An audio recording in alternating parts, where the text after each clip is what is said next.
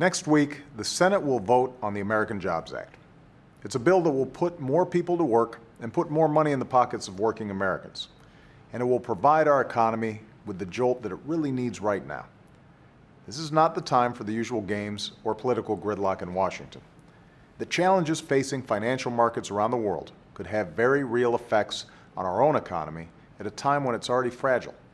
But this jobs bill can help guard against another downturn here in America. This isn't just my belief. It's what independent economists have said. Not just politicians, not just people in my administration. Independent experts who do this for a living have said that this jobs bill will have a significant effect for our economy and middle-class families all across America. But if we don't act, the opposite will be true. There will be fewer jobs and weaker growth. So any senator out there who's thinking about voting against this jobs bill needs to explain why they would oppose something that we know would improve our economic situation. If the Republicans in Congress think they have a better plan for creating jobs right now, they should prove it. Because one of the same independent economists who looked at our plan just said that their ideas, quote, wouldn't mean much for the economy in the near term. If their plan doesn't measure up, the American people deserve to know what it is that Republicans in Congress don't like about this jobs plan. You hear a lot of our Republican friends say that one of the most important things we can do is cut taxes. Well, they should love this plan. The American Jobs Act would cut taxes for virtually every worker and small business in America. And if you're a small business owner that hires new workers, raises wages, or hires a veteran, you get an additional tax cut. Right now, hundreds of thousands of teachers and firefighters and police officers have been laid off because of state budget cuts. This jobs bill will put a lot of these men and women back to work. Right now, there are millions of laid-off construction workers who could be repairing our bridges and roads and modernizing our schools.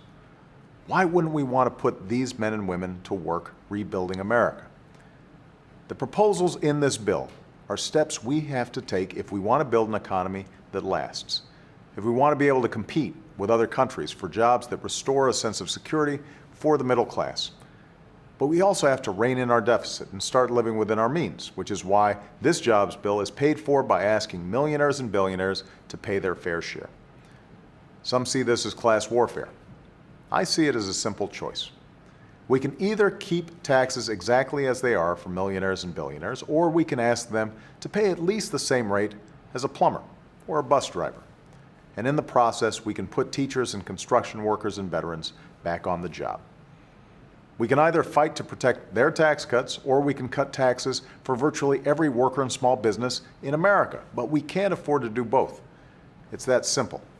There are too many people hurting in this country for us to simply do nothing. The economy is too fragile for us to let politics get in the way of action.